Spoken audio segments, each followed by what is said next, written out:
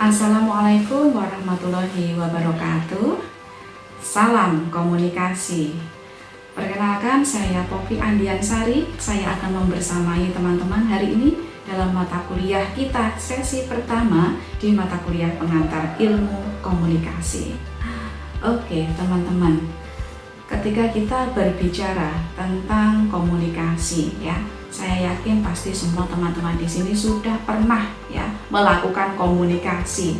Bukan hanya sudah pernah, tapi pasti sudah setiap hari melakukan yang namanya komunikasi. Nah, kita akan belajar nih tentang yang namanya komunikasi itu sendiri. Oke, di yang pertama teman-teman di sini bisa melihat ya, ada 3 gambar. Mungkin teman-teman sudah familiar semua terkait dengan 3 gambar berikut ya. Ada gambar yang pertama. Gambarnya siapa? Iya, benar sekali ya. Ini adalah gambar dari presiden pertama kita, yaitu Insinyur Soekarno. Nah, apa sih yang kemudian teman-teman ingat terkait dengan Presiden Soekarno? Oke, pasti banyak yang akan menjawab bahwa Pak Soekarno itu adalah seorang orator yang hebat ya, seorang yang kemudian mampu berpidato, berbicara di depan umum dengan sangat baik ya. Itu adalah presiden kita, Presiden Soekarno, yang kemudian dia mampu memproklamirkan ya kemerdekaan di Indonesia. Bahkan dia itu dengan semangatnya yang tinggi mampu berbicara yang kemudian bisa memotivasi orang lain dan juga menjadi lebih semangat gitu ya. Nah, ini adalah gambar yang pertama. Lalu kita lihat gambar yang kedua, teman-teman. Di situ ada Mbak Najwa ya. Mungkin teman-teman semua di sini yang sering nonton TV sudah kenal dengan Mbak Najwa ya. Namanya itu adalah Najwa Shihab ya. Beliau ini terkenal sekali ketika menyampaikan ya acara atau membawakan acara pada acara Mata Najwa. Nah, di sana ya, dia itu sebenarnya adalah seorang wartawan ya, tetapi dia juga bisa menjadi host dan lain sebagainya. Dia itu punya kemampuan komunikasi yang sangat baik. Bahkan kemudian dia itu mampu ya menarik perhatian penonton untuk nonton orang ngobrol. Nah, ini menarik ya, orang ngobrol ditonton ya. Ini menarik sekali. Dia punya kemampuan komunikasi yang baik. Lalu kemudian yang ketiga, ini ada Mas Dedi ya, saya panggilnya Mas Dedi saja. Mas Deddy Corbuzier ini memang dulunya adalah pesulap ya, tetapi selepas beliau itu kemudian tidak lagi menjadi pesulap, beliau menjadi host, lalu kemudian sekarang menjadi seorang podcaster ya, bahkan dia punya channel podcast sendiri. Subscribernya itu juga lebih dari 10 juta mungkin ya. Nah, dia itu mampu sekali untuk kemudian bisa membuat orang lain pengen terus menonton dia, pengen terus lihat dia gitu ya. Karena dia punya kemampuan komunikasi, punya kemampuan verbal yang sangat baik, sehingga dia itu mampu mempengaruhi penontonnya. Oke. Dari 3 contoh yang sudah saya sampaikan tadi, teman-teman bisa melihat bahwa ternyata kemampuan komunikasi yang baik itu sangat penting.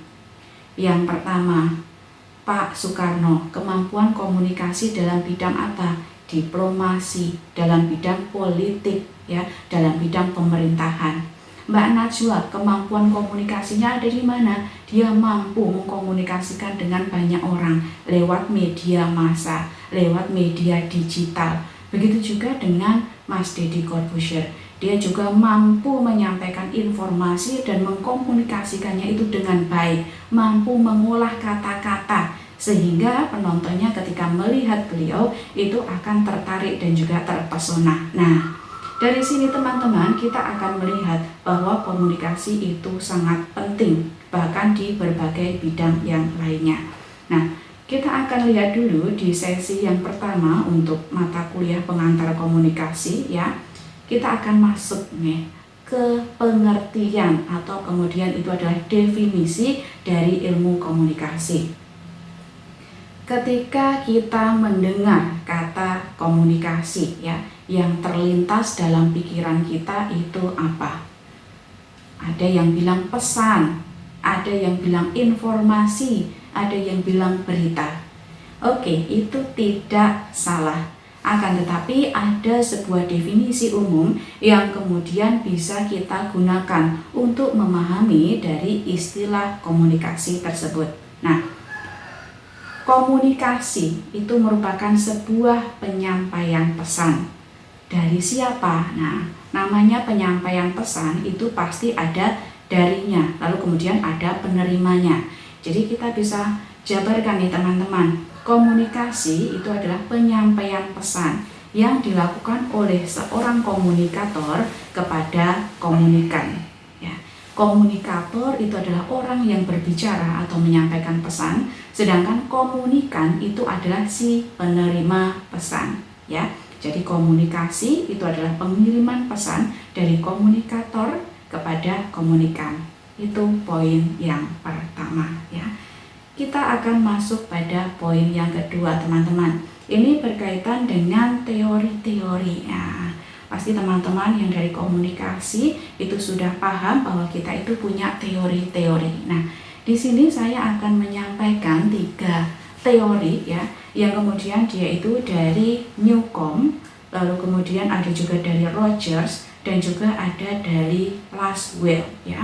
Ini kita akan bahas satu persatu bagaimana kemudian garis merahnya dari ketiga orang tersebut, ya, atau ahli-ahli komunikasi ini, dan juga kemudian kita akan nanti belajar apakah ada rumus tertentu yang kemudian bisa menggambarkan proses komunikasi yang tadi kita sudah bahas di awal, ya. Yang pertama dari Newcomb, ya. Kita bisa lihat teman-teman di sini, ya, kalau kata-katanya, ya, setiap tindakan komunikasi dipandang sebagai suatu transmisi informasi terdiri dari rangsangan dari sumber kepada penerima, ya. Ini hampir sama dengan pemahaman komunikasi yang awal tadi, bahwa yang namanya komunikasi itu adalah pengiriman pesan dari komunikator kepada komunikannya. Tetapi, ya, Newcomb itu punya istilah yang lain. Pesan ini dia itu tidak melakukan spesifikasi apakah kemudian itu berwujud informasi atau apa, tetapi dia itu lebih pada rangsangannya. Jadi informasinya itu bisa beragam, ya. Ketika kita melihat, ya, ternyata dalam informasi sendiri itu ada 2 bentuk macam informasi. Ada yang verbal, ada juga yang non verbal, ya. Ini adalah teori yang pertama, teman-teman, hampir sama dengan teori yang tadi awal kita sudah jelaskan. Lalu yang kedua, ya, ada teori yang dari Everett Rogers, ya. Ini juga salah satu pakar atau salah satu ahli dari ilmu komunikasi. Rogers itu bilang seperti ini. Komunikasi, ya, adalah proses di mana suatu ide dialihkan dari sumber kepada penerima atau lebih dengan maksud untuk mengubah tingkah laku mereka. Nah, ini sudah ada perubahan, ya. Kalau yang tadi hanya pengiriman pesan dari komunikator, ya, kepada komunikan, di sini sudah ada perubahan, yaitu ada komunikator, ada komunikan, lalu kemudian ada pesannya, lalu kemudian endingnya adalah perubahan tingkah laku. Ini yang disampaikan oleh Rogers, ya. Ada perubahan, ya. Jadi dia ini lebih ke 4 tahap, ya, tadi, ya. Pengirim pesan, lalu kemudian ada pesannya, lalu kemudian ada penerima pesan, dan yang terakhir ada perubahan tingkah laku. Ini baru dikatakan sebagai sebuah bentuk komunikasi, ya. Dari 2 ahli tersebut, ya, itu ternyata ada, ya, penambahan lagi atau disempurnakan lagi dengan sebuah teori yang kemudian itu disampaikan oleh Laswell. Nah, Laswell ini adalah salah satu ahli komunikasi, gitu, ya, yang dia itu mungkin sudah simbahnya ahli, gitu, ya. Nah, di sini kita akan melihat, ya, ternyata ada perbedaan lain yang kemudian disampaikan oleh Laswell ketika menjabarkan tentang ilmu komunikasi, ya. Jadi dia itu bilang begini, teman-teman, ya, yang namanya komunikasi itu adalah who says what, ya, in which channel, to whom, and with what effect.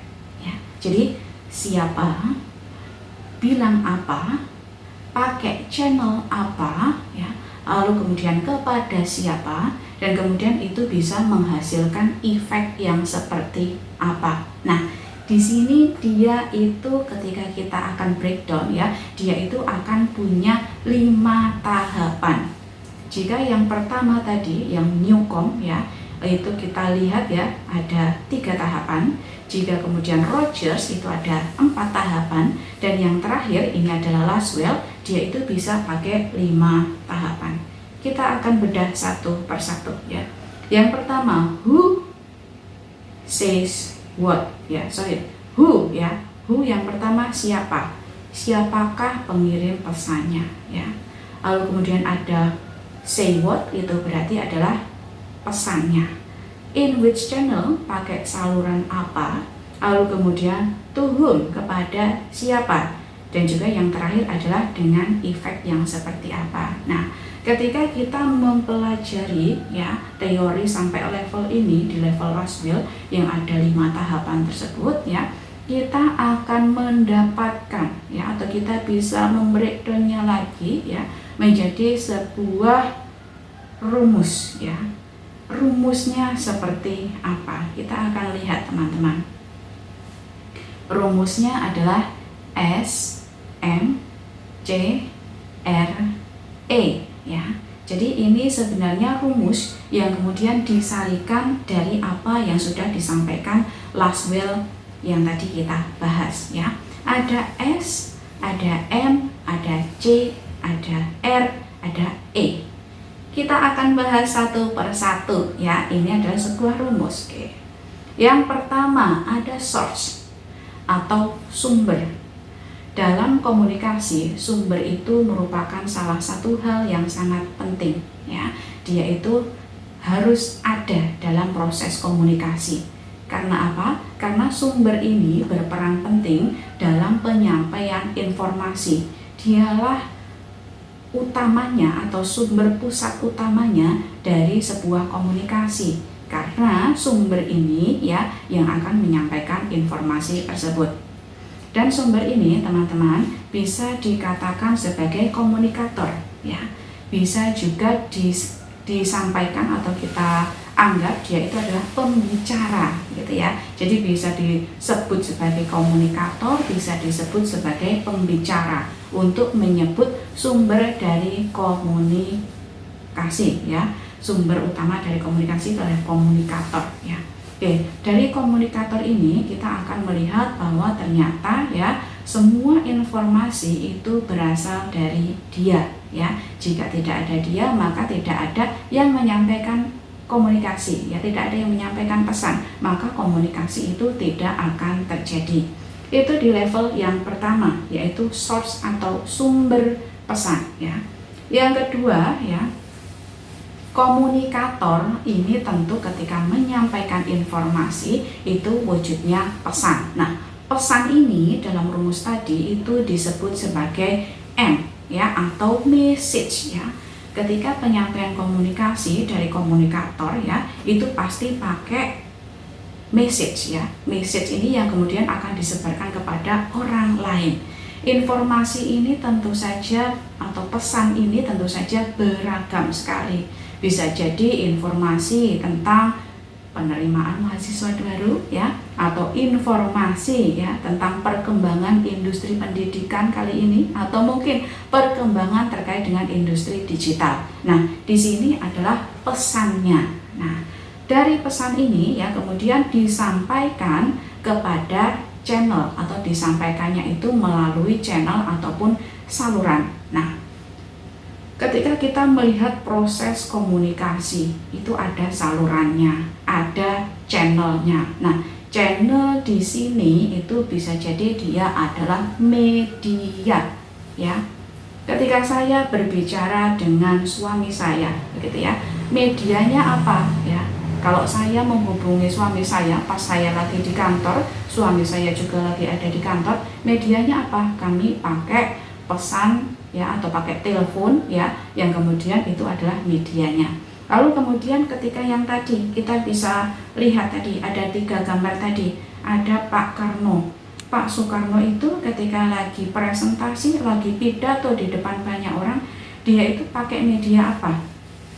Oh, medianya itu adalah bisa jadi pakai media massa ya. Alatnya itu nanti bisa pakai mic dan lain sebagainya. Begitu juga Mbak Najwa ya, dan juga Mas Deddy Corbuzier.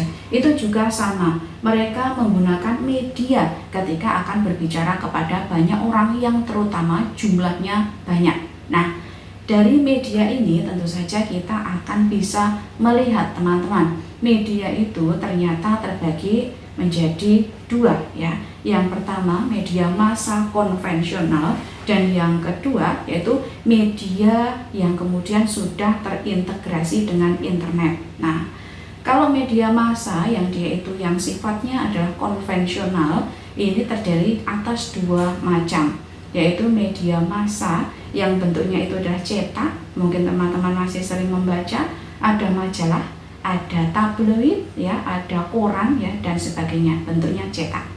Lalu kemudian ada juga media massa yang konvensional yang bentuknya itu adalah elektronik ya, televisi. Sekarang teman-teman masih menonton televisi ataupun radio ya, ataupun mungkin ya ada lagi yang lain ya, misalnya informasi yang menggunakan peralatan elektronik, itu termasuk dalam media massa yang elektronik ya. Lalu kemudian teman-teman, ketika kita tadi membahas media massa ada yang konvensional, tentu ada media massa yang lain yang kemudian itu terintegrasi dengan internet. Nah, media yang terintegrasi dengan internet ini tentu saja karakteristiknya macam-macam, bahkan namanya itu akan bermacam-macam jenis aplikasinya. Ada yang namanya sosial media ya, lalu kemudian ada yang namanya loka pasar ya, atau kemudian marketplace ya. Lalu kemudian ada juga yang namanya itu adalah aplikasi percakapan. Ini pasti teman-teman juga sering melihat ya, atau mungkin media yang lainnya yang itu basisnya adalah internet ya, ataupun kemudian portal-portal berita yang di sana itu berkaitan dengan internet. Itu namanya media. Dan media dalam konteks komunikasi ini adalah bagian dari channel ataupun saluran ya. Lalu kemudian teman-teman ya, setelah tadi kita sudah membahas ya bahwa ternyata runtutan yang disampaikan oleh Laswell itu ada 5 ya tadi ya. Yang pertama apa ya, kita coba ingat kembali. Yang pertama ada sumber pesan ya, yang kedua tadi ada pesannya, yang ketiga ada saluran, dan yang keempat ada receiver atau penerima pesan ya. Tentu saja kalau pesan itu hanya berhenti pada pesan, tidak disebarluaskan, itu tidak namanya komunikasi atau tidak terjadinya komunikasi. Komunikasi itu harus punya penerimanya, atau dalam hal ini namanya adalah receiver. Receiver dalam dunia komunikasi itu namanya adalah komunikan ya, atau penerima pesan. Nah, penerima pesan ini adalah masyarakat ya, atau kemudian orang-orang yang ada di seluruh dunia dengan berbagai macam karakteristiknya. Bisa jadi penerima pesan ini bisa dikategorikan dalam beberapa macam. Yang pertama, penerima pesan yang berdasarkan kategori usia. Bisa jadi dia itu muda atau anak-anak, remaja, dewasa, orang tua. Bisa jadi juga dia itu adalah berdasarkan kategorisasi jenis kelamin, ada laki-laki, ada perempuan, ataupun kemudian bisa juga berdasarkan kategorisasi tempat tinggal, ada di Jogja, Jakarta, dan lain sebagainya. Semua itu adalah komunikan ya. Komunikan itu bisa jadi sifatnya homogen ataupun heterogen. Ada pesan-pesan yang kemudian dikomunikasikan itu untuk kelompok atau komunitas homogen tertentu. Ada juga pesan-pesan yang kemudian itu disebarkan pada banyak macam karakteristik atau bentuk pesannya itu heterogen. Nah, ini semua adalah komunikan ya. Selanjutnya teman-teman ada di bagian efek ya. Yang terakhir ini sudah masuk di level terakhir dari apa yang akan kita bicarakan hari ini ya. Pada level efek ya, atau kemudian dampak atau efek ya, kita akan melihat ya, ini tadi adalah yang terakhir ya. Kita akan lihat efek dalam komunikasi ya. Setiap komunikasi ya itu pasti akan menimbulkan efek. Artinya apa? Ketika kita melakukan komunikasi dengan orang lain itu ada efek yang terjadi. Jadi jangan salah kalau misalnya teman-teman merasa bahwa tadi aku habis dikasih tahu temanku tentang suatu informasi tapi aku nggak dapat efek apa-apa. Tidak mungkin ya, itu tidak mungkin terjadi. Karena semua komunikasi itu pasti akan menimbulkan efek ya. Efek dalam komunikasi itu terdiri atas 3 macam efek. Yang pertama ada efek kognitif, yang kedua ada efek afektif, dan yang ketiga ada yang namanya efek konatif ya. Oke, baik. Yang pertama teman-teman terkait dengan efek yang kemudian sifatnya itu adalah kognitif ya. Efek kognitif ini adalah efek yang kemudian berkaitan dengan perubahan pemikiran atau kemudian berkaitan dengan otak kita ya. Contohnya seperti apa? Ketika kita mendapatkan informasi dari teman kita, halo temanku gitu ya, hari ini kita ada ujian loh. Ujiannya itu adalah berkaitan dengan mata kuliah pengantar ilmu komunikasi ya.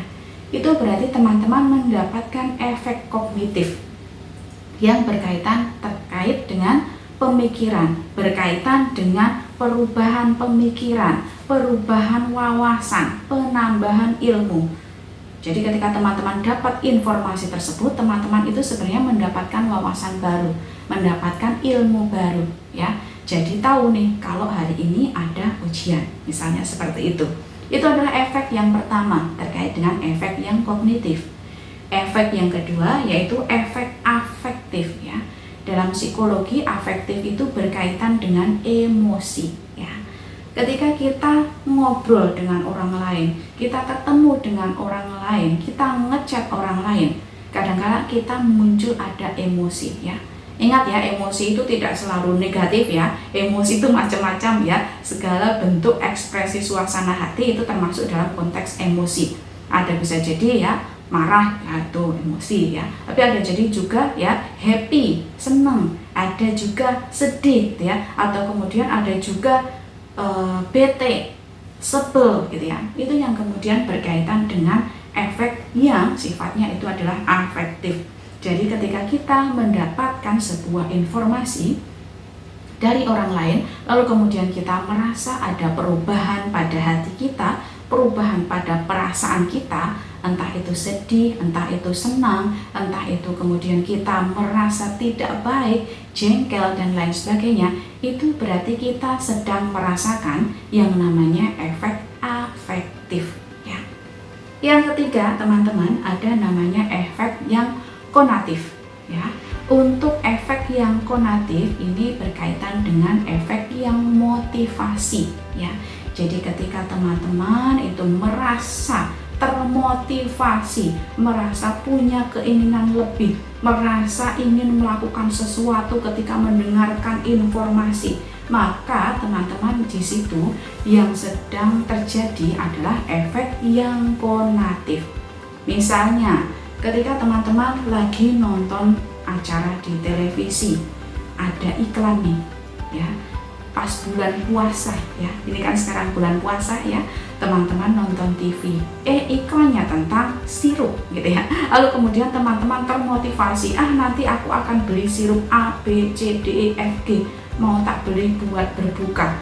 Itu artinya teman-teman sudah termotivasi, punya sesuatu yang kemudian ingin menggerakkan sesuatu gitu ya, kurang lebih seperti itu terkait dengan motivasi. Jadi tergerak untuk melakukan sebuah kegiatan atau tergerak untuk melakukan sesuatu. Nah, itu yang namanya motivasi. Jadi misalnya teman-teman ini ya lagi males, lagi bete, lagi nggak baik gitu ya pikirannya, lalu kemudian ketemu nih teman yang lainnya, halo bro, kayaknya kita harus belajar yang banyak deh. Kalau kita nggak belajar yang banyak, nanti kita mungkin bisa jadi lulusnya lebih lama dibandingkan teman-teman kita yang jauh lebih rajin.